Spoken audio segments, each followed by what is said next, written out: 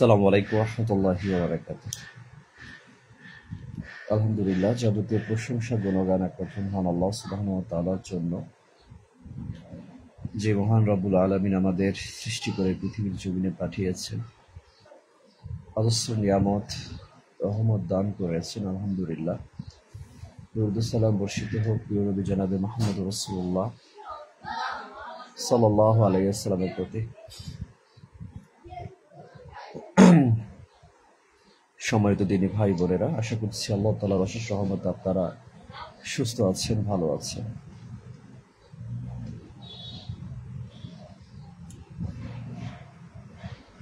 আজ আরাফার ময়দানে হাজী সাহেবগণ অবস্থান করছেন। যে সৌভাগ্য আসলে পৃথিবীর জমিনে আমাদের সব মানুষের হয়নি, অনেকেই আসলে চেষ্টা করেনি। এক কথায় যে হজ কতটা গুরুত্বপূর্ণ, সামর্থ্য থাকা সত্ত্বেও কিন্তু আমাদের সমাজে অনেক মানুষ আছে কৃতজ্ঞতা করে, সম্পদের চিন্তা করে কিন্তু হজ করে না। কিন্তু আল্লাহ তাআলা কোরআনুল কারিমে স্পষ্ট জানিয়েছে যে হজের মাধ্যমে একজন মানুষ কিন্তু নিজেকে নিষ্পাপ করতে পারে যদি তার নিয়ত সঠিক থাকে। এই জন্য আমাদের যদি কারো সামর্থ্য থাকে, আল্লাহ তাআলা সামর্থ্য যদি হয়, যৌবন বয়সে হজ করা অধিক উত্তম। কিন্তু অনেকে দেখা যায় যে বৃদ্ধ বয়সে বার্ধক্য অবস্থায় গেলে তারপরে এক কথায় যে তখন সে হজে যাওয়ার চিন্তা করে।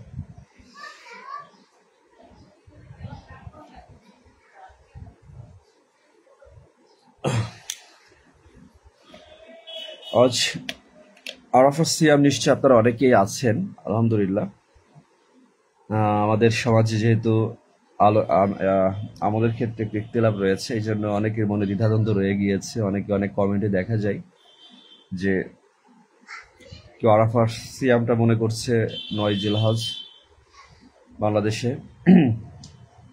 কেউ আরাফার ময়দানে হাজী সাহেবের জন্য অবস্থান করে সেটাই অধিক উত্তম, সেটা মনে করছে। যাক, এটা বিশ্বাস সব থেকে দামি জিনিস।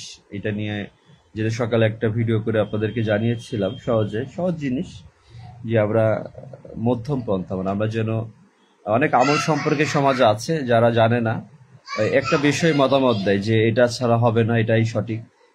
তাই এটা খুব কঠোরতা। যেখানে কোনো আমলের ক্ষেত্রে প্রসিদ্ধ কোনো আলেমদের মতামত রয়েছে, দ্বিমত রয়েছে, ইখতিলাফ রয়েছে, সেখানে অবশ্যই একটার পক্ষে আর একটার বিপক্ষে যাওয়ার অবস্থান নেই। তবে আমলের ক্ষেত্রে ভালো মন্দ অবশ্যই আছে। এই পৃথিবীতে প্রত্যেকটা জিনিসের দেখবেন যে আমরা যেটা খাই, খাবার মান ভালো মন্দ আছে। মাছ যদি খান, সে মাছেরও কিন্তু গ্রেডিং এর বিষয় আছে, ভালো মন্দ আছে। একটা দাম বেশি, একটা দাম কম। পোশাক কিনতে যাবেন, কেউ বলে ব্র্যান্ডের, এটা ব্র্যান্ডের, অমুক ব্র্যান্ডের গেঞ্জি, শার্ট, টি শার্ট, এটা দাম বেশি। এটা বাহিরের প্রোডাক্ট, এটা দাম বেশি। প্রত্যেকটা জিনিসেরই দেখবেন যে ভালো মন্দ দুনিয়াতে আছে। আমরা যেটা পোশাক পরি, ঠিক এটার যেমন ভালো মন্দ আছে, খাবারও ভালো মন্দ আছে। খাদ্য অনেক আছে, হালাল হারাম আছে, কিন্তু তার ভিতরে ভালো জিনিসটা আছে, আবার খারাপ জিনিসটা আছে। যেটা শরীরের জন্য ক্ষতিকর খাবারও আছে, শরীরের জন্য উপকারী খাবারও আছে, সাইড এফেক্ট সবকিছুতে রয়েছে। সেক্ষেত্রে আমরা ইবাদতের ক্ষেত্র, আমলের ক্ষেত্র কিন্তু ভালো মন্দ বিষয় আছে। কিছু আমল করলে বেশি সওয়াব হয়, নেকি হয়, আর অনেকে দেখা যায় সেটা যে না করেন আপনি বড় পাপী হয়ে যাবেন এমনটা না। যেমন নফল সিয়াম, নফল সালাত, এটা আদায় না করলে কেউ গুনাহগার পাপী হবে, এটা কিন্তু কোথাও উল্লেখ নেই। কিন্তু এটা করলে অধিক বেশি নেকি হবে। আমাদের সমাজে অনেকে আমরা সুন্নাহ, নফল যেটা বলা হয়, অনেকে আমরা গুরুত্ব দেই না। আমরা মনে করি যে যেহেতু ফরজ আদায় করলেই পাশ হয়ে যাবে, সেক্ষেত্রে সুন্নাহর কি দরকার? সুন্নাহ এই যে সিয়াম, শাওয়াল মাসের সিয়াম, বা সুন্নাহ নামাজ, যে সুন্নাতে মুআক্কাদা যেটা বলা হয়, অনেকে নামাজের পরে, যে আমরা জানি যে 17 রাকাত ফরজ নামাজের পরে যে সুন্নাহ রয়েছে 12 রাকাতে, সে 12 রাকাত সুন্নাহ যে নামাজ রয়েছে, এটা গুরুত্ব অনেকে দিতে চায় না। কিন্তু আল্লাহ সুবহানাহু ওয়া তাআলা কিয়ামতের মাঠে বান্দার যখন সালাতের হিসাব নেবেন, সর্বপ্রথম যখন ফরজের ঘাটতি থাকবে তখন তিনি সুন্নাহ নফল ঠিক আছে কিনা তিনি দেখবেন। মানে এটা আমাদের সেই অভাবটা পূর্ণ করবে। কারণ জীবনে যৌবন বয়সে কিন্তু অনেকে অনেক সালাত ফরজ কিন্তু তরক করেছে, অনেক নামাজ ছুটে গিয়েছে, আদায় করেনি। এটা আসলে আমাদের জন্য আল্লাহ সুবহানাহু ওয়া তাআলা তো বলেছেন সূরা ফুরকানের ৭০ নম্বর আয়াতে, যদি বান্দা তওবা করে আমার পথে ফিরে আসে দৃঢ় বিশ্বাসের সাথে, তাহলে পূর্বের গুনাহগুলোকে আল্লাহ তাআলা পরিপূর্ণ আমলে পরিপূর্ণ করে দেবেন, আলো আমলে পরিপূর্ণ করে। সুবহানাল্লাহ। তো আমরা অনেকেই এই নফল সিয়ামের প্রতি গুরুত্ব রয়েছে, যেহেতু অফার রয়েছে, যে এমন বিষয় রয়েছে যে আমরা যে ইশরাকের সালাত সকালবেলা, এটা আপনি না পড়লে গুনাহগার হবেন এমনটা না, কিন্তু পড়লে আপনার অনেক বড় নেকি রয়েছে। ওমরা সব কি বলে হজ করার অফার আল্লাহ তাআলা দিয়েছেন, যে ফজরের পরে ওইখানে অবস্থান করে দীর্ঘ সময় জিকির আজগর করার পরে দোয়া তাসবিহ তাহলিল করার পরে তারপর যখন কেউ যদি 2 রাকাত ইশরাকের সালাত আদায় করে ওইখানে বসে, তাহলে তার ফজিলত রয়েছে। ঠিক জুমার সালাতে জুমার দিন যদি কেউ দ্রুত মসজিদে রাসূল সাল্লাল্লাহু আলাইহি ওয়াসাল্লাম সুন্নাহ ভিত্তিক যে নিয়মগুলো রয়েছে, যদি দৃঢ় নিয়তে যদি সে মসজিদে প্রবেশ করে, আপনি দ্রুত, মানে অনেক আগে, অনেকে আছে যে 12টার সময় গেলেন কেউ না, এটা না, এখানে সময়টা দেখে 9টা 10টা, একটু অনেক আগে আসার কথা বলা হয়েছে। তাহলে আল্লাহ সুবহানাহু ওয়া তাআলা যে প্রথমে যে প্রবেশ করবে মসজিদে, লাল উট কোরবানি করার সওয়াব পাবে। সুবহানাল্লাহ, কি বিশাল দামি জিনিস না, উট কোরবানি করা। তো আমরা এই সুযোগটা আল্লাহ তাআলা আমাদের দিয়েছেন। গরিবের জন্য অনেক সুযোগ আছে, দান সদকা করলে, অনেক আমল করলে কিন্তু অনেক নেকি কিয়ামতের মাঠে। এখন হয়তো আমরা অনুভব করতে পারছি না যে একটা মানুষকে সালাম দিচ্ছি কি বা লাভ হচ্ছে, একজন ফকিরকে দান করছি কি বা লাভ হচ্ছে। হ্যাঁ, একটা ফকিরকে 2 টাকা 5 টাকা দিচ্ছি, ফকির কি বা উপকৃত হবে না, এরকম মনে হয় না? লজ্জা পাচ্ছে কেউ 5 টাকা 2 টাকা দেওয়া যায়, কিন্তু না, এটা আল্লাহ তাআলাকে সন্তুষ্ট করার জন্য যদি আপনি ওই 1 টাকা দান করেন, তাহলে কিয়ামতের মাঠে এই দান, মানে এই যে সদকা, এটা আপনার আমার নাজাতের জন্য অনেক বড় উপকার হিসেবে হবে। অনেক সময় অনেকে চায়, দিতে পারি না, এমন হয় না যে কাউকে বেশি দিয়েছি লাস্টে টাকা নিয়ে দিতে পারছে না। এই জন্য আসলে আমাদের সমাজেও দেখা যাচ্ছে প্রচুর ভিক্ষুকও আছে, অনেক ভালো ভালো মানুষ আছে হাত পাতে, এটা তাদের অন্যায়। যাদের সামর্থ্য রয়েছে তাদের জন্য ভিক্ষা করা হচ্ছে পাপ, গুনাহের কাজ। তো যাক, ইসলামকে আমাদের বুঝতে হবে। আমরা সবসময় দিন সম্পর্কে আমাদের সম্মানিত আলেমরা যারা রয়েছে, আমরা তো আলেম না, ব্যক্তিগত আমি তো আলেম না, যতটুকু দিনের জ্ঞান আল্লাহ তাআলা দিয়েছেন যতটুকু বুঝি সঠিকটা বলার চেষ্টা করি। কারণ রাসূল সাল্লাল্লাহু আলাইহি ওয়াসাল্লাম বলেছেন যে আমার নামে মিথ্যা কথা বলবে তার অবস্থা হবে জাহান্নামে। তো আসলে ফতোয়া দেওয়ার কিছু নেই, স্পষ্ট সুন্নাহ যেটা সঠিক, যেটা বিশুদ্ধ, সেটাই জবান থেকে বের করে যাচ্ছি। দীর্ঘ 5.5 বছর, প্রায় 6টি বছর হয়ে যাচ্ছে, চেষ্টা করছি দিনের খেদমত করার জন্য। যেখানে ইখতিলাফ রয়েছে আমলের, যেমন হাত বা উপরে নিচে বাঁধা, এটা কোনো ঠেলাঠেলি করার কিছু নেই। রফলে দান করার বিষয়ে হাদিস আছে, করার পক্ষে আছে, না করার পক্ষে আছে, ঠেলাঠেলি করার কিছু নেই। আমি নাচতে জোরে বলার রয়েছে, ঠেলাঠেলি করার কিছু নেই। হ্যাঁ, এই যে বিষয়গুলো আছে আমাদের সমাজে, এই যেমন আরাফাত সিয়ামের বিষয়ে কিন্তু 2টা মতামত রয়েছে। তা যেটা আপনি বিশুদ্ধ শক্তিশালী মনে করবেন, আপনার অন্তরের ভিতরে যেটা মনে হবে আপনার নিয়ত, যে আমি এই নিয়তে আমি 2টা বছর আল্লাহ তাআলা আমাকে ক্ষমা করবেন, আমার জীবনে গুনাহগুলো ক্ষমা করবেন, আমি এই নিয়তে, মানে এই চিন্তায় আল্লাহ তাআলাকে সন্তুষ্ট করার জন্য, মানে আপনার নিয়তটা যদি সঠিক থাকে তাহলে আল্লাহ তাআলা কবুল করবে ভাই। আচ্ছা, একজন একটা প্রশ্ন দেখলাম যে হুজুর, 2টার দিকে যদি আমি 2টার সিয়াম থাকে এটা কি বিদআত হবে? অবশ্যই হবে, কারণ আপনি আরাফাত 2টা নিয়ত করতে পারেন না, একটা করবেন, নয় আপনি 9 জিলহজ করবেন, নয় আপনি যেটা এক কথায় যে আরাফার ময়দানে হাদিস সাহেব যেন অবস্থান করে।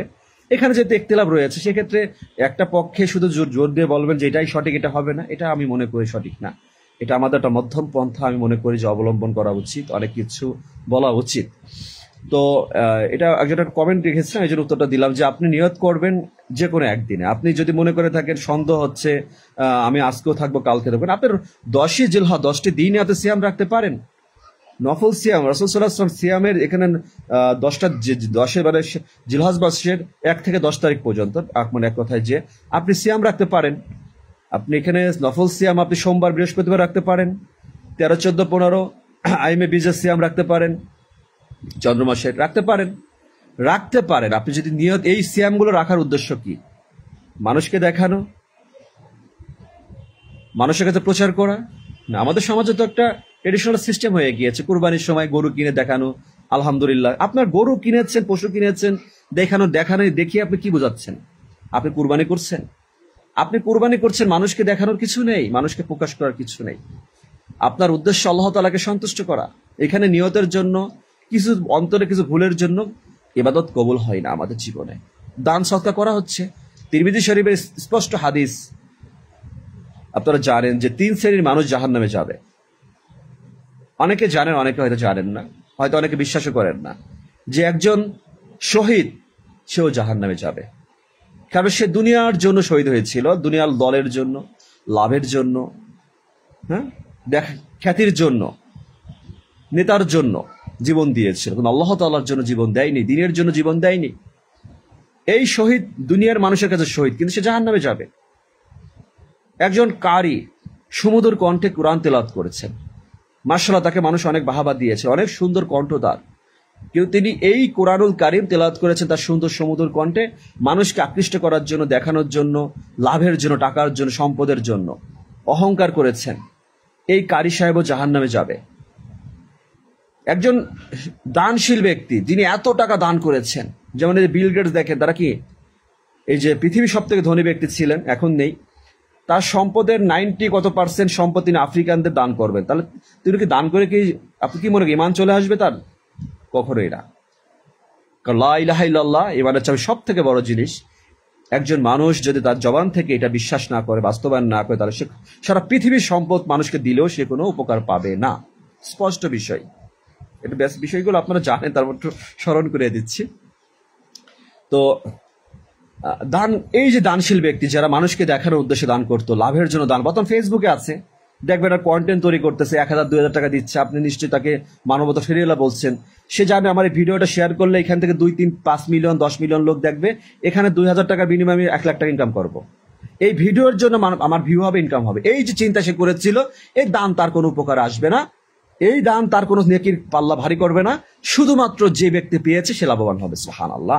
এই যে দেখেন যে মানুষের দুনিয়ার জীবনের অনেক কিছু আছে, মানুষ জানে না যে মানুষ আমি কি ভুল করছি, মানুষ বোঝে না যে আমি কোথায় কি আমি হয়তো মানুষ, আমি বোকা না মানুষ বোকা, আমি যে চালাকি করছি কেউ তো ধরতে পারছে না। খুব, আপনারা যদি আমার কোনো কথা ভুল হয়, কোনো ক্ষেত্রে কিছু, আমাকে সম্মানিত আলেমরা যদি থেকে থাকেন, আমাকে ওর সঙ্গে সঙ্গে একটা কমেন্ট করে জানাবেন, এটা আপনার দায়িত্ব।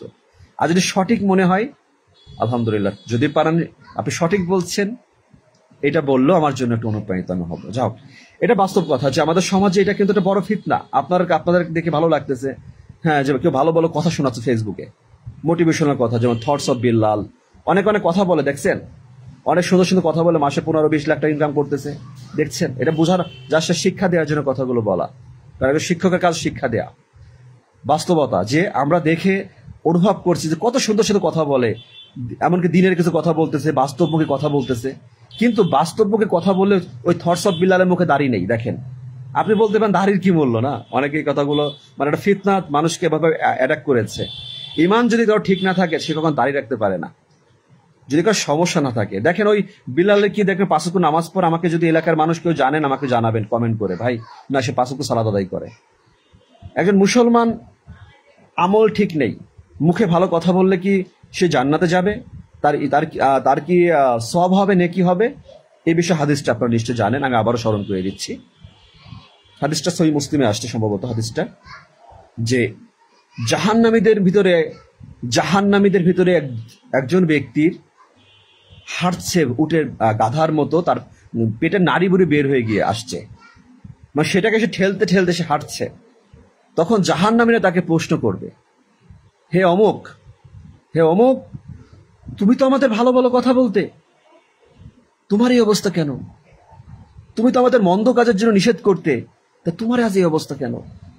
তখন সেই ব্যক্তি বলবে, আমি তোমাদের ভালো ভালো উপদেশ দিতাম, ভালো ভালো কথা বলতাম, কিন্তু আমি সেটা নিজে কখনো গ্রহণ করিনি। আমি তোমাদেরকে মন্দ কাজ করতে নিষেধ করতাম, বাধা দিয়েছি, কিন্তু আমি সেই মন্দ কাজ নিজে করেছি। নিশ্চয় আপনারা জানেন, আমাদের স্মরণ রাখতে হবে যে দুনিয়াটা ফিতনা চলছে এই সামাজিক যোগাযোগ মাধ্যমে, যে আমরা ভালো বলে আমার কথা বলি, আমি কেন বাদ দিব? এখন আমি যদি ভালো ভালো কথা বলে আমি যদি বাস্তবায়ন না করি, তাহলে আমার জন্য এটা ওই সেম। সবার জন্য সেম অপরাধ, সেম শাস্তি হবে। তো মানুষ দুনিয়াতে এরকম বিষয়। নারী, মেয়ে মানুষ, মাশাআল্লাহ, আলহামদুলিল্লাহ, আমি ইনকাম করতে পারছি, সে কাপল ব্লগ করে স্বামীকে বেপর্দায় ফেসবুকে এসে আলহামদুলিল্লাহ, সুবহানাল্লাহ, কত কত কিছু সুন্দর সুন্দর কথা বলতেছে। এই নারী কি আপনার জন্য কি মনে হচ্ছে? চোখ আপনার দৃষ্টিতে যদি ঈমান সঠিক থাকে, আপনি বুঝতে পারবেন যে এই নারীগুলো দুনিয়ার মুহে ডুবে কেউ নিজের ইজ্জতকে বিক্রি করছে, দেহের কাপড়টা সরিয়ে দিয়ে আকৃষ্ট করছে পুরুষকে, বুকের ওড়নাটা সরিয়ে আকৃষ্ট করছে ভিউ পাওয়ার জন্য, পেটের কাপড়টা সরিয়ে ভিউ পাওয়ার জন্য আকৃষ্ট করছে। মুসলমান, আপনি বলেন অন্য ধর্মে না, এই সমস্ত নারীরা মুসলমান পরিচয় দিচ্ছে। এদের ঘরে পুরুষ মানুষ আছে, কাপল ব্লগ করছে, নোংরা একে অপরের অশ্লীল কথাবার্তা, ঘরের সংসার জীবনের টুনাটুনির গল্প দেখিয়ে মানুষকে আকৃষ্ট করছে। আর অনেক দাঁড়িয়ালার লোক দেখেছি, এরাও ফেসবুক থেকে ইনকাম করার জন্য অনেক আছে, আলেমও আছে অনেক, যারা মাদ্রাসায় পড়ো অনেক আছে, প্রমাণ মানে আপনারা জানেন, আমার দেওয়ার প্রয়োজন নেই। তারাও সেখানে বেপর্দা নারীর ভিডিওতে লিখছে মাশাআল্লাহ, আলহামদুলিল্লাহ, আপনাকে ভালো লাগছে। ওই যে দুনিয়ার মুহে ডুবে গিয়েছে, সে নিজের লেবাস, নিজের ইমান ভুলে গিয়েছে, ভাবছে আমার তো মুখে দাঁড়িয়ে আছে, টুপি আছে, আমি তো মানুষ দেখে আমাকে ইমানদারি মনে করে। তা আমাদের সমাজে এই যে ফিতনাগুলো, নারী টাকা, রাসূল সাল্লাল্লাহু আলাইহি ওয়াসাল্লাম কি বলেছেন 1450 বছর আগে? সাহাবারা, তোমরা জেনে রাখো, আমি কবরের থেকে ভয়াবহ কিছু জমিনে দেখিনি। এই জমিনে কবরের থেকে ভয়াবহ কিছু রাসূল সাল্লাল্লাহু আলাইহি ওয়াসাল্লাম দেখেনি, এবং নারীর থেকে বড় কোনো ফিতনা আমি আর জমিনে রেখে যাইনি। তোমাদের জন্য নারীর ফিতনা সব থেকে কঠিন ফিতনা, আর সম্পদ নারী সব থেকে বড় ফিতনা জমিনে, যার জন্য মানুষ ইমান নষ্ট করছে, সালাত আদায় করছে, সামনে কাতারে জায়নামাজ বিছিয়ে বসছে, আবার মসজিদ থেকে বেরোয় দেখেন তার সেই মন নেই, সে নারীর দিকে দৃষ্টি দিচ্ছে, সে চার দোকানে বসে সিরিয়াল নাটক সিনেমা দেখছে, গালি দিচ্ছে, গীবত করছে, চগলখড়ি করছে, কুরবানি দিচ্ছে, মানুষকে দেখাচ্ছে বড় গরু কিনেছি, পশু কিনেছে, কিন্তু তার টাকাটা হালাল হচ্ছে, হালাল কি হারাম চিন্তা করছে না। কুরবানির মাংস বিতরণ করার ক্ষেত্রে সে কৃপণতা করছে। আমি গতকাল লাইভে অবশ্য বিষয়টা বলেছিলাম যে কুরবানির মাংসের বিলির ক্ষেত্রে কেউ চিন্তা করে সে আমার দলের না, সে অন্য দলের, সে জামাত করে, সে আওয়ামী লীগ করে, সে বিএনপি করে, সে শিবির করে, এই লোককে এই লোক আমার ক্ষতি করেছে, একে আমি কুরবানি দেয়নি, কিন্তু একে আমি মাংস গোস্ত দিব না, এমন যদি কিছু মনে করে, আপনার কোরবানি সঠিক হবে না। কোরবানির ক্ষেত্রে, দিনের ক্ষেত্রে, কোন ইসলামের এই বিষয়ে কোনো ক্ষেত্রে দুনিয়ার স্বার্থ চলে না, কোনো ব্যবধান চলে না। তা আজ আমরা এই দুনিয়ার জমিনে ভালো ভালো কথাই বেশি মানুষ বলি, নীতি কথা আমাদের কাছে বলা সহজ। একজন সুদখোর, তাকে একটা মাইক দিয়ে যদি স্টেজ উঠিয়ে দিয়ে বলেন, ভাই আপনাদের সুদের সম্পর্কে একটু বলেন, ভয়াবহতা সম্পর্কে, ওই সুদখোরের আমি এই কথাগুলো, আমি যেহেতু নতুন কিছু বলার নেই, ঘুরে ফিরে একই কথা, ওই সুদখোর এত ভালো ব্রিফিং, আপনি অবাক হয়ে যাবেন, তার কথা এত সুন্দর, কিন্তু সে কি নিজে সুদখোর, একজন ঘুষখোর। হ্যাঁ, ঘুষখোর, নিজে কখন অনুভব করেন আমি ঘুষখোর। ঘুষের টাকায় দামি ফোন কিনেছে, গাড়ি কিনেছে, বাড়ি করেছে, স্ত্রীকে গহনা দিয়ে ভরে দিয়েছে, সম্পদ অট্টালিকা, নানান প্রজেক্ট, জমি জমা কিনেছে, এখন সে অহংকারী হয়েছে। দেখে যে আমার তো চেহারা আর কালো হয়নি, আমি তো সুন্দরী আছি, দামি পোশাক পরছি, ভালো খাচ্ছি, মানুষ আমাকে সম্মান করছে, মানুষ আমাকে মূল্যায়ন করছে, সালাম দিচ্ছে, স্যার বলে ডাকছে, তার মানে আমি তো জমিনে সফল। আমি তো জমিনে সফল। দেখেন মানুষ কিভাবে ধোকায় পড়েছে। কিন্তু জমিনে সফলতা বলতে কিছু নেই। আমি যদি আল্লাহ তাআলার ইবাদত নাও করি, আল্লাহ তাআলাকে আমাকে ধ্বংস করে দিবে না? যারা মুশরিক, যারা কাফের, যারা নাস্তিক, তাদেরকে ধ্বংস করে দিচ্ছে না? আল্লাহ আপনাকে ছেড়ে দিয়েছে পৃথিবীর জমিনে, স্পষ্ট কিতাব দিয়েছে, যাতে কিয়ামতের মাঠে গিয়ে আমরা অস্বীকার করতে না পারি। জানতাম না, আমি তো শুনিনি এই কথা কোনোদিনও, হুজুর তো কখনো এই কথা বলেনি। এই যে আলেমরা যে আমাদের এলাকায় আছে, আপনার মসজিদে আছে, একজন খতিব আছেন, তিনি যে কথাগুলো খুতবায়, জুমার খুতবা দিচ্ছেন, প্রতিনিয়ত আপনাকে নসিহত করছেন, এইগুলো আপনাকে করার উদ্দেশ্য কি? যাতে আজ তিনিও ভাবছেন আমি কাছে কিয়ামতের মাঠে আমাকে যেন জবাব দিতে, আমাকে যেন বাঁচতে পারি।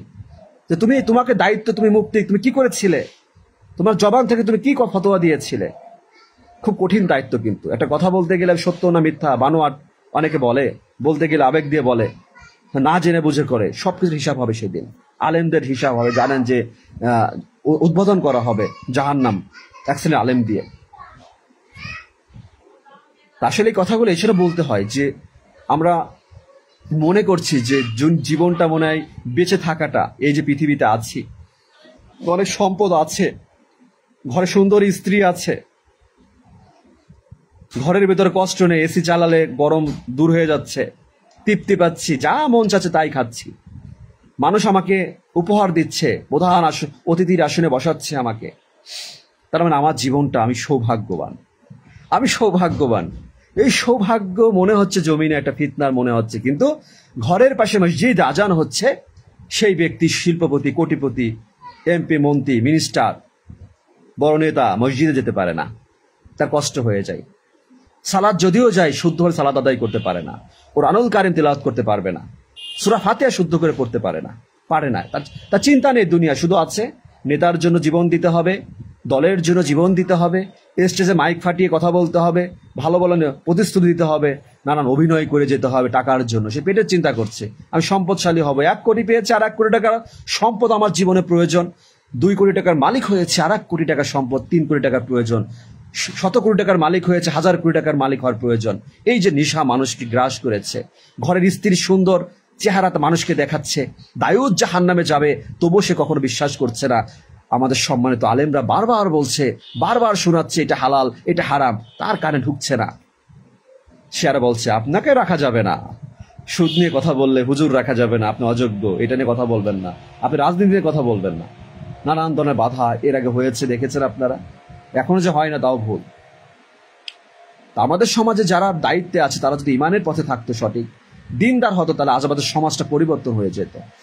আপনি একা মসজিদে হুজুর, একজন খতিব ইমানদার হয়ে কি করবেন হুজুর বলেন? আপনি মোহতারাম, আপনি একা জেনে কি করবেন? আপনার চারপাশে সুদে গ্রাস করেছে, ঘুষে মানুষ, হারামে দেখেন মুখের জবান ঠিক নেই, শুধু নামাজ পড়া মানুষ শিখেছে, শুদ্ধভাবে নামাজ আদায় করা শেখেনি। এই সমাজে অজস্র মানুষ, আমি বলবো নামাজ পড়ে, কিন্তু নামাজের দিকে তাকালে দেখা যায় শুদ্ধ হচ্ছে না। আপনি আমাকে প্রশ্ন করতে পারেন আপনার নামাজ শুদ্ধ হয়? আমার বিশ্বাস হবে ইনশাআল্লাহ, কারণ রাসূল সাল্লাল্লাহু আলাইহি ওয়াসাল্লাম সালাত আদায় করেছেন, যেটা যদি হাদিস যদি সত্য হয়, হাদিস তো অবশ্যই বিশ্বাস হবে, তাহলে অবশ্যই সালাত শুদ্ধ হবে। যে পদ্ধতি রাসূল সাল্লাল্লাহু আলাইহি ওয়াসাল্লাম সালাত আদায় করতে বলেছেন, যেভাবে বলেছে সেভাবেই মানার চেষ্টা করি। হয়তো 100% না হতে পারে, কিন্তু 98% ইনশাআল্লাহ সেটা হওয়ার সম্ভাবনা আছে।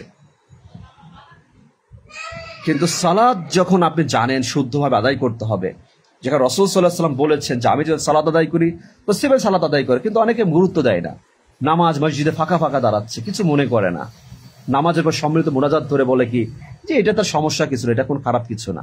কিন্তু হুজুর আপনি জানেন না যে এই যে মানুষগুলোকে আপনি এটা জানাচ্ছেন, সে রাসূল সাল্লাল্লাহু আলাইহি ওয়াসাল্লাম সালাতের পরে যেই জীবনে যে আমলগুলো করতেন তারা এখনো জানে না, শুধু ওই মোনাজাতের জন্য দামি দামি যে কথাগুলো বলতেন, দোয়াগুলো পড়তেন, তাসবিহগুলো পড়তেন, তারা এখনো জানে না, শুধু এই মোনাজাতের জন্য বঞ্চিত হয়েছে তারা আপনার জন্য। তারা যদি আপনি যদি এটাকে বাদ দিয়ে বলতেন ভাই মোনাজাত করবো, আগে তাসবিহগুলো আপনারা পড়েন, এরপর আমি মোনাজাত দিব, কিন্তু এটা কোনো নামাজের অংশ না।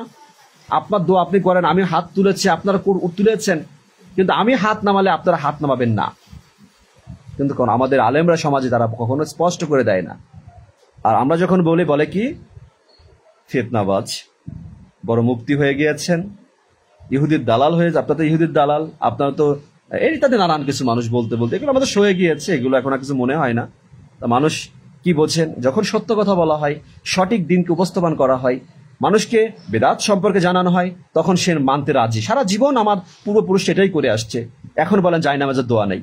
এই 2025 সালে এসে কি যেটা বাস্তবতা, যেটা আমরা দেখেন অনেকে ভালো লাগে না, লজ্জায় বলতে পারে না, গালি দেয় মনে মনে, হ্যাঁ বেশি বড় কিছু হয়ে গিয়েছে, ফেসবুকে এসে খালি বেশি পেঁচাল পারে। কত আলেম চারপাশে বড় বড় আলেম, আসলে অনেক আলেম থাকতো অনেক কথা স্পষ্ট করে না, যার জন্য আমরা চেষ্টা করি সঠিকটাকে তুলে ধরার জন্য। এখনো দেখি নামাজের আমার পাশে দাঁড়িয়ে একজন মুসল্লি 5 ওয়াক্ত নামাজ পড়ে, এখন সে নিয়ত মুখে পড়ে পড়ে যাচ্ছেন, কি রে ভাই, এখনো সে 2000 হুজুর বলতেছে, সে হুজুরকেও মানে না। আমরা কি দোষ দেবো? আলেমরা বলতেছে তার কথা সে মানে না, এমনও মুসল্লি আছে বয়সে ঘাটতারামি করে, হ্যাঁ নিয়ত পড়তেছে, নিয়তকে পড়তে হবে, নিয়ত করতে হবে, নামাজে নিয়ত করতে হবে, আপনি পড়েন কেন? এটা তো বিদাত। আপনি মানতে চান রাসূল সাল্লাল্লাহু আলাইহি ওয়াসাল্লাম করেন, সেটাই করাই তো বিদাত। আপনি সবে না কেন? এত আলেমরা সমাজে বলতেছে জায়নামাজের দোয়া নেই, এটা হচ্ছে সানা।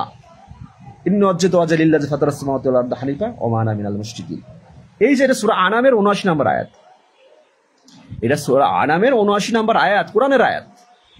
হাদিসে আসছে রাসূল সাল্লাল্লাহু আলাইহি ওয়াসাল্লাম তাকবীরে তাহরিমের পর হাত বেঁধে আল্লাহু আকবার বলে হাত বেঁধে তিনি পড়তেন। সহিহ মুসলিমে, তিরমিজিতে আসছে হাদিস, যারা সম্মানিত আলেমরা আছে জানেন। কিন্তু এটা জায়নামাজের দোয়া হয়ে গেল কিভাবে? এটা শুরু করছিল কে? ধুলাই তো শেখার কথা, যে প্রথমে এটাকে উল্টে দিয়েছিল, যে আমপাড়ায় দিয়েছিল জায়নামাজের দোয়া, এই নামাজের নিয়ত, এগুলো মানুষ বানোয়াট তৈরি করা বিষয়, মানুষ আবেগ দিয়ে করে। রাসূল সাল্লাল্লাহু আলাইহি ওয়াসাল্লাম একটা দুরূদ শিখিয়েছেন, দুরূদ ইব্রাহিম। এরপর অনেক দুরূদ সৃষ্টি হয়েছে, নাকি যে অর্থ ভালো হলে সমস্যা। আরে ভাই, যেটা সব থেকে নামাজে পড়ি আপনি এটাকে বাদ দিয়ে, ওই যে প্রথমে আলোচনা করছিলাম, ভালো যেটা সব থেকে দামি সেটাকে আপনি বাদ দিচ্ছেন কেন? আমল সব থেকে, যেটা আপনি খাওয়ার সময় ভালোটা খান, খাবারের ভেতরে যে চুল থাকে আপনি খাবেন না। যদি ময়লা থাকে পানিতে আপনি খাবেন না।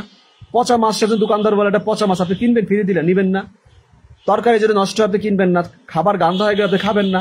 সবকিছুই যদি খারাপ হয় আপনি তাহলে আমলের ক্ষেত্রে কেন আপনি ভালোটা নিচ্ছেন না? বলেন, আমলের ক্ষেত্রে কেন আপনার ভালোটা গ্রহণ করতে গেলে ফিতনা মনে হয়?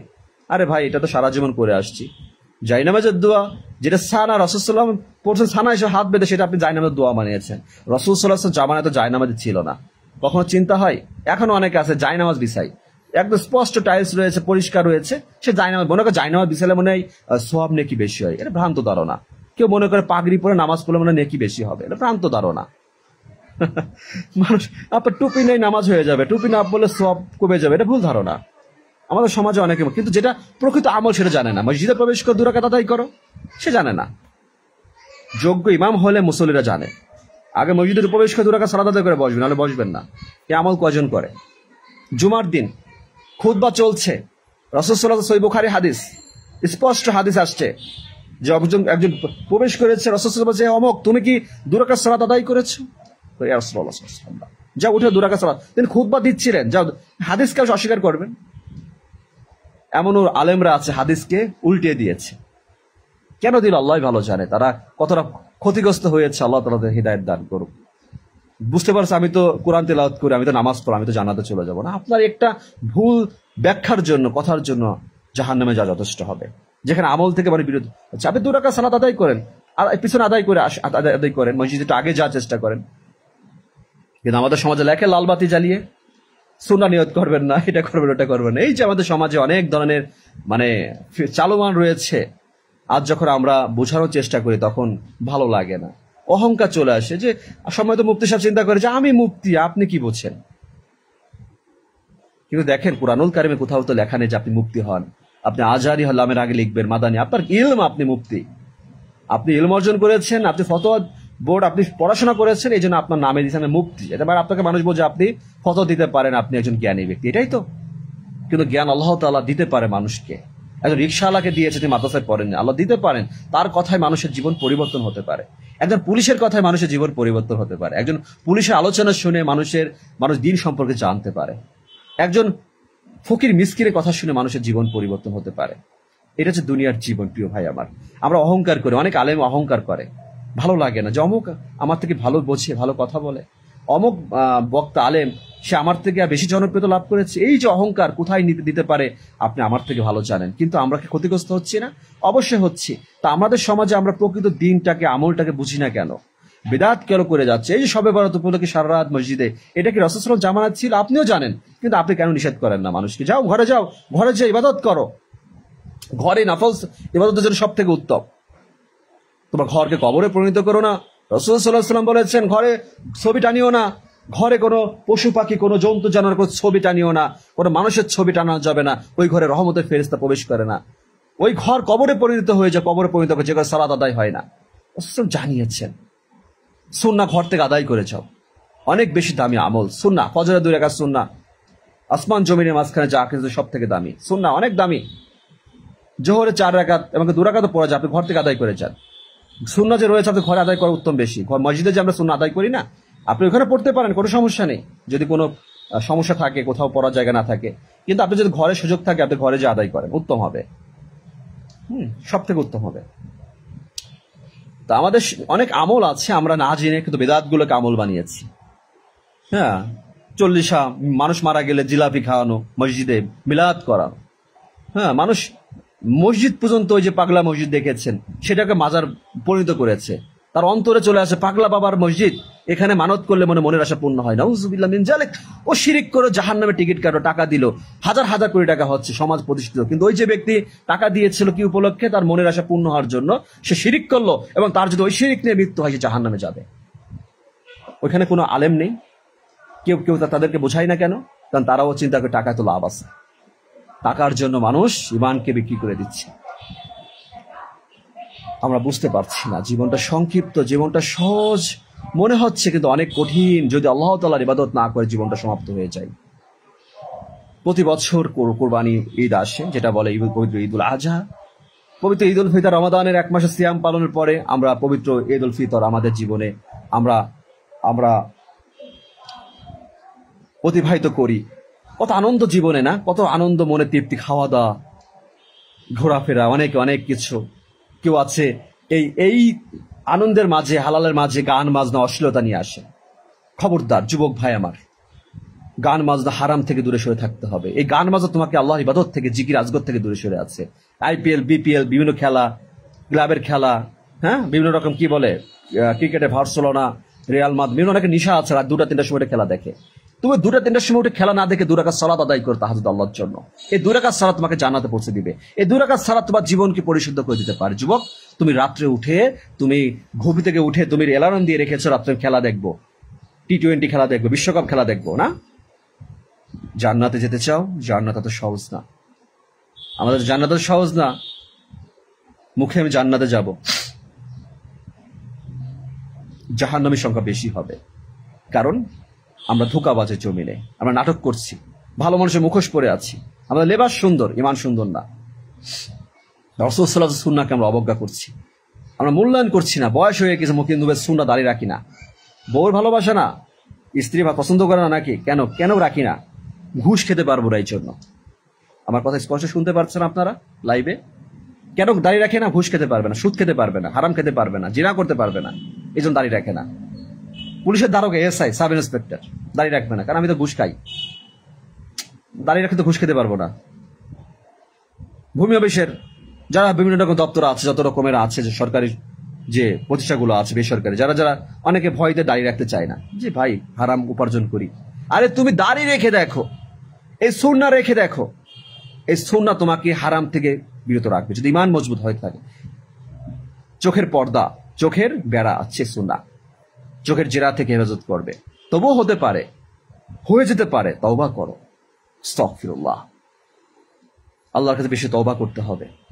অনেক আমল, অল্প আমল না হতে যথেষ্ট, কথা আছে না? বিশুদ্ধ আমল করতে হবে, শিরিক বিদআত মুক্ত, মানহাজ আকীদা বিশুদ্ধ করতে হবে। বিশুদ্ধ পানি যেরকম, বিশুদ্ধ পানি যেরকম আমরা পান করি, আমাদের আমলকে বিশুদ্ধ করতে হবে, ইমানকে বিশুদ্ধ করতে হবে, নিয়তকে বিশুদ্ধ করতে হবে, তবে আমরা জান্নাতে যাবো ইনশাআল্লাহ। আমি সালাফি না, এটা পরিচয় দিলে আমি সালাফি না। আমি পরিচয় দিয়ে নামের আগে ট্যাগ লাগিয়ে ফেসবুকে প্রোফাইলে নাম লিখে রাখলাম, গর্ব করা, অহংকার করা কিছু নেই। আমাকে উত্তম আচরণ অধিকারী হতে হবে, বিনয়ী হতে হবে। রাসূল সাল্লাল্লাহু আলাইহি ওয়াসাল্লামের জীবনটাকে আঁকড়ে ধরার সর্বোচ্চ চেষ্টা করতে হবে, সাহাবাদের জীবনকে আঁকড়ে ধরার চেষ্টা করতে হবে। অহংকারী হওয়া যাবে না, নিজেকে দামি মনে করা যাবে না, সত্যবাদী হতে হবে, কবিরা গুনাহগুলো থেকে বাঁচার জন্য সর্বোচ্চ চেষ্টা করতে হবে, অন্তরকে বিশুদ্ধ করতে হবে, উত্তম ভাবে, উত্তম নিয়তে সমাজের মানুষের মাঝে জীবন অতিবাহিত করতে হবে। কেউ গালি দিচ্ছে দেখ, কেউ অপমান করছে অপমান করুক, কেউ কটূক্তি করছে, সমালোচনা করছে, ছোট করছে, আঘাত করছে, তবুও মেনে নিতে হবে হাসি মুখে। সালাফি আকীদা, এটাই সালাফি সালেহিনদের আকীদা। দিনের ভিতরে বিদআতের কোনো স্থান নেই, শিরিকের কোনো স্থান নেই। সালাফি আকীদা। সালাত 5 ওয়াক্ত জামাতের সহিত আদায় করব, সর্বোচ্চ জামাতের আদায় করব, শুদ্ধভাবে আদায় করব, সালাফি আকীদা। প্রত্যেকটা সুন্নাহর প্রতি গুরুত্ব দিব, সালাফি আকীদা। দিনের বাণী প্রচার করে যাব, যতই আঘাত আসুক দিনের বাণী প্রচার করে যাব। শরীরে নিঃশ্বাস থাকতে, বেঁচে থাকতে আল্লাহর বাণী প্রচার করে যাব, সঠিকভাবে আমল করে যাব, সালাফি আকীদা। গোপনে দান করব, মানুষকে দেখিয়ে না, প্রকাশ্যে করা উত্তম। যদি নিয়ত সঠিক থাকে তো গোপনে অধিক আল্লাহ বলে তা কতই না বেশি উত্তম। 7 শ্রেণীর মানুষ আরশের ছায়া পাবে, তার মধ্যে সে যে ডান হাতে দান করে বাম হাত জানে না। সালাফি আকীদা। নামে আমরা সালাফি লিখে রাখলাম, হাত উপরে বাঁধলাম বুকে, রফল ইদান করলাম সালাফি আহলুল হাদিস। আমাদের সমাজে সুন্নাহগুলোকে যেহেতু অনেকে অবজ্ঞা করে, সুন্নাহ সম্পর্কে মানুষের ধারণা নেই, দিনের জ্ঞান না থাকার জন্য সমস্যা। দাঁড়িয়ে হয়েছে, দিনের জ্ঞান নেই। আপনি যদি দিনের জ্ঞান অর্জন না করে মুখে সুন্নাহ রাখেন, আমি আপনাকে নিষেধ করব অবশ্যই রাখেন, কিন্তু আপনার সব থেকে জরুরি দিন শিক্ষা অর্জন করা। তাহলে আপনি ভেজাল কোনটা নির্ভেজাল কোনটা আপনি বুঝতে পারবেন। আপনাকে বিদআত বলছে আমলটা, এটা করবেন না, আপনি আমার কথা শুনে ওটা করবেন না এমন সিদ্ধান্ত নিবেন না। আপনি যাচাই করবেন যে আসলে কি এটা বিদআত, এটা রাসূল সাল্লাল্লাহু আলাইহি ওয়াসাল্লাম করেছেন কিনা, এই কথা বললে, এই দোয়া পড়লে এত নেকি হয়, আসলে সঠিক কিনা, হুজুর বলেছে, পাগড়ি পরা হুজুর বলেছে এই আমল করলে এত কিছু, যাচাই করবেন। তার কথা শুনে যে আপনি আমল করবেন না, একজন মুসলমান এটাই দায়িত্ব। চাউল যারা রান্না করে আমাদের মা বোনেরা দেখবেন, তারা দেখে যে কোনো জায়গায় কোনো ময়লা আছে কিনা, দেখে না, খুঁটে না, দেখবেন ছোট ছোট। ঠিক তেমনই আমাদেরকে এরকম বাঁচতে হবে জীবনে। আমাদের নিয়ত বিশুদ্ধ করতে হবে। সহিহ বুখারীর প্রথম যে হাদিসটা আসছে, নিয়ত যদি সঠিক হয়, আমার নিয়তকে সঠিক জায়গায় আমাকে তীর নিক্ষেপ করতে হবে সঠিকভাবে। সে নিক্ষেপটা কি? আল্লাহ সুবহানাহু ওয়া তাআলা অন্তরে আমাকে, আমার প্রতি আল্লাহ তাআলা সন্তুষ্ট হবে। আল্লাহ সুবহানাহু ওয়া তাআলা আমার ঈমান আমলের প্রতি, আমি যে ইবাদত করছি আল্লাহর জন্য, এই জমিনের মানুষ খুশি হোক না না হোক, মানুষ বুঝুক আর না বুঝুক, আল্লাহ সুবহানাহু ওয়া তাআলা সবই জানেন, সবই দেখেন, সবই বোঝেন। আমি পৃথিবীতে এসেছি তাকে সন্তুষ্ট করার জন্য, আমাকে তিনি সৃষ্টি করেছেন তার ইবাদত করার জন্য, আমি পৃথিবীতে বেঁচে আছি তাকে সন্তুষ্ট করার জন্য। আমার ইবাদত, আমার জীবন, আমার মরণ, আমার নিঃশ্বাস সবই তারই জন্য। সুবহানাল্লাহ। আর কি বোঝাবো আপনাদের প্রিয় ভাই আমার? এর থেকে আর কি বোঝানোর আছে আমার জানা নেই, আমার আর জ্ঞান নেই। একই কথা ঘুরে ঘুরে বলছি, যতদিন বেঁচে আছি বলবো। তা আসলে আমাদের সচেতন হতে হবে, সতর্ক হতে হবে, আলেমদের প্রতি সম্মান নিয়ে আসতে হবে, আলেমদের সতর্ক হতে হবে, আমাদের আলেম সমাজে মিল হতে হবে। এই দ্বন্দ্ব হানাফি সালাফিদের ভিতর এটা দূর করতে হবে। মসজিদগুলো আল্লাহর ঘর, যেখানে আদায় করুক না কেন সুন্নাহ ভিত্তিক ভাবে। এই যে মসজিদে হানাফি মসজিদে নামাজ ফাঁকা করে, কাতার থেকে যে 2 আঙ্গুল 1 আঙ্গুল ফাঁকা করে যে নামাজ সিস্টেম, এটা বন্ধ করে দেন। সেদিন এই সমাজ থেকে পরিপূর্ণ দিন কায়েম হবে, মানে বিদআত দূর হবে, শিরিক দূর হবে। যেদিন মসজিদে সালাত শুদ্ধ হবে, কিন্তু আমাদের মসজিদে সালাত শুদ্ধ হয় না, ইমাম সাহেবের মানতে রাজি না। সালাত শুদ্ধ হচ্ছে না, আপনি মুসল্লিদের সালাত শিখান শুদ্ধভাবে, তারা কিভাবে দাঁড়াবে, দৃষ্টি কোথায় দেবে। এখনো দেখা যাচ্ছে মসজিদের একজন কোরআন হাফেজ, একজন খতিব, তিনি উপরের দিকে তাকিয়ে আছেন, এই মসজিদে সালাত আদায়। অবাক হয়ে গেলাম, ভাই তিনি কে? ভাই তিনি একজন আলেম, তিনি বড় একজন, তিনি উপরের দিকে তাকিয়ে নামাজ পড়তেছেন। একই অবস্থা। আপনারা কি দেখবেন, কি অনেকে হাত ঢুলতেছে, নামাজ তার শুদ্ধ হয় না। আপনার নামাজ শুদ্ধ করেন, সঠিকভাবে আদায় করেন, আবার নিজেকে পরিবর্তন করে আবার জানার চেষ্টা করেন আমাদের ভুল আছে কিনা, শুদ্ধ সালাত আদায় করেন। কোনো অজুহাত নামাজের আগে ব্যস্ত দেখাবেন না যে আমার এই কাজ আছে, ওই কাজ আছে। যদি বড় জোরের জন্য ওজন না থাকে, আপনি সর্বোচ্চ জামাতের সহিত আদায় করেন, 27 গুণ সওয়াব বেশি। কোরবানির পশু জবাই করেছেন, জোহরের নামাজ হয়ে গিয়েছে, নামাজের দরকার নেই, পড়ে আছেন, নামাজ আদায় করে নেন ফাঁকে। যদি মসজিদে যেতে নাও পারেন, জামাত আদায় করে নেন, একজনকে নিয়ে জামাতে পড়ে নেন, নিয়ত করবেন মসজিদে সালাত আদায় করার জন্য, শুদ্ধ হবে নামাজ, মার্ক পাবেন বেশি। মানুষের সাথে ভালো আচরণ করে, সবসময় আমি বলি ভালো আচরণ করেন। আমি আমার আমলের ক্ষেত্রে আমি জানি না আমার কি ভালো আমল আছে, কিন্তু আমি এতটুকু বলতে পারবো ভালো আচরণ সর্বত্র করার চেষ্টা করি। সে দূর থেকে আপনি বুঝবেন না, আমি বাস্তবতা সব থেকে চেষ্টা করি, সর্বত্র চেষ্টা করি ভালো আচরণের জন্য, সদাচরণ। কারণ কিয়ামতের মাঠে এটা সব থেকে ভারী হবে, সদাচরণ। রিকশাওয়ালা দেখে সালাম দিবেন, ভিক্ষুক দেখে সালাম দিবেন, কোনো ভেদাভেদ। আপনি পুলিশ বড় অফিসার হয়েছেন, বড় কিছু, সালাম দেন, আপনাকে সালাম কেউ দিবে এমন চিন্তা করবেন না, ক্ষমতা দেখাবেন না, নিরপরাধ ব্যক্তিকে সাথে জুলুম করবেন না, 2 পয়সার জন্য ঘুষের চিন্তা করে জাহান্নামে টিকিট কাটবেন না। যে স্ত্রীর জন্য অবৈধ টাকা উপার্জন করে গর্ব করছেন, স্ত্রী খুশি হচ্ছে, অনেক নারীরা লোভী আছে, অনেক নারীদের দিন নেই, সে আপনাকে হারাম উপার্জন করলে জিজ্ঞেস করে না তুমি টাকার কোথা থেকে নিয়ে আসছো, এত টাকা কোথায় পেয়েছো, জিজ্ঞেসও করবে না। কারণ ওর তো নিজে, আপনি বিয়ে করেছেন সুন্দরী দেখে, চেহারা দেখে, কিন্তু ও তো ইমান আমল ঠিক নেই। ওই নারী আপনার জন্য জাহান্নামের কারণ হবে, আপনিও হবেন। মৃত্যুর পরে উভয় জাহান্নামে যেতে হবে। অবৈধ উপার্জন, অবৈধ খাবার, ইবাদতের বাধা, ইবাদত কবুল হবে না। আমাদের ইমানকে বিশুদ্ধ করতে হবে প্রিয় ভাই আমার। আল্লাহ তাআলা আমাদেরকে সঠিক বুঝ দান করুন। আল্লাহ সুবহানাহু ওয়া তাআলা যে কথাগুলো বলেছি আপনাদের সম্মুখে বলে যাচ্ছি, সে কথাগুলো যেন সঠিক হয়। ভুল হলে ইবলিসের পক্ষ থেকে বলেছি, আল্লাহ তাআলা ক্ষমা করুন, আস্তাগফিরুল্লাহ। আল্লাহ তাআলা যেন এটা আমাকে আমল করার তৌফিক দান করেন, আমি যেন সঠিকভাবে আমল করতে পারি। আমরা যেন যে কথাগুলো আপনাদের সম্মুখে আমি বলার চেষ্টা করি, দিনের কথাগুলো, এই কথাগুলো যেন আল্লাহ তাআলা আপনাদের অন্তরে পৌঁছানোর তৌফিক দান করেন। আমরা প্রত্যেকে যেন সঠিক আমল, ইমান আমলের সহিত মৃত্যুর আগে আমরা যেন জান্নাতের টিকিট কাটতে পারি। যদিও আমরা ঘোষণার পাঠযোগ্যতা আমাদের নেই, আমরা যেন দুনিয়ার জীবন থেকে আমরা সফলতা লাভ করি আল্লাহ ইবাদতের মাধ্যমে। যেন আমরা কবর জীবন যা সফল হবে, হাসর জীবন তার সফল হবে। হাসর যা সফল হবে সেই জান্নাতে যাবে, সেই চূড়ান্ত সফল, যাকে জাহান্নাম থেকে দূরে সরে আল্লাহ তাআলা জান্নাতে প্রবেশ করাবেন। যাও আমার জান্নাতে প্রবেশ করো, সুবহানাল্লাহ। তা আমাদেরকে মনে রাখতে হবে যে দুনিয়াতে সম্পদের মালিক হলে আমি সফল না, ঘরে সুন্দর স্ত্রী থাকলে আমি সফল না, শরীর স্বাস্থ্য ভালো, অনেক সুন্দর গায়ের রং হলে আমি সফল না, আমার দামি গাড়ি থাকলে আমি সফল না, আমার অনেক জমি আছে, কোটি কোটি টাকা, হাজার হাজার কোটি টাকা সম্পদের মালিক আমি বড় মস্ত বড় অফিসার হয়েছি, মানুষ আমাকে বাহাবা দিচ্ছে, ভালো ভালো খাবার চাচ্ছি আর খাচ্ছি, পাচ্ছি, আমি সফল না। মানুষকে দেখাচ্ছি ইবাদত করছি, আমি সফল না। সফল তখনই হব কিয়ামতের মাঠে। রাসূল সাল্লাল্লাহু আলাইহি ওয়াসাল্লাম বলেছেন, আল্লাহর অনুগ্রহ দয়া ছাড়া কেউ জান্নাতে যেতে পারবে না। আল্লাহ তাআলা যদি অনুগ্রহ দয়া করেন, আল্লাহ তাআলা ভালো কাজের জন্য পুরস্কৃত করেন, এবং সেদিন পৃথিবীর জমিনে কিয়ামত, আদম আলাইহিস সালাম থেকে শুরু করে কিয়ামত পর্যন্ত তো মানুষ এসেছিল। এই মানুষের মাঝে, জিন এবং মানুষের মাঝ থেকে আমার ইমান আমলের জন্য আল্লাহ তাআলা যখন আমাকে আমার গুনাহগুলোকে ক্ষমা করে জান্নাতে প্রবেশ করার সুযোগ দিবেন, তখনই মনে করব যে আমি সফল। এছাড়া জমিনে সফলতা বলে কিছু নেই, এই জমিনে আমার বলে কোনো কিছু নেই, নিজের বলে জমিনে কিছুই নেই, কোনো কিছুই আমার না। মনে রাখবেন, এই দেহটা আমার না, পোকামাকড়ে খেয়ে ফেলবে, কিছুই থাকবে না। আল্লাহ সুবহানাহু ওয়া তাআলা যেন আমাদের সঠিক বুঝ দান করেন। আল্লাহ তাআলা যেন আমাদের দিনের সঠিক পথে চলার তৌফিক দান করেন। সালাফি সালেহিনদের আকীদা, প্রকৃত বিশুদ্ধ আকীদা গ্রহণ করার তৌফিক দান করেন। শিরক বিদআত মুক্ত আমল করার তৌফিক দান করেন। হিংসা অহংকার মুক্ত জীবন অতিবাহিত করার তৌফিক দান করেন। হালাল জীবন, হালাল খাদ্য শরীরে প্রবেশ করার তৌফিক দান করেন। আমাদের স্ত্রীদের যেন দিনদার করার তৌফিক দান করে, সন্তানের জন্য দিনদারের পথে, তার দিনের পথে চলতে পারে, আদর্শ সন্তান হিসেবে যেন পরিবার গঠন করতে পারি, পরিবারকে যেন আমরা তৈরি করতে পারি। আল্লাহ তাআলা যেন আমাদের সেই তৌফিক দান করেন।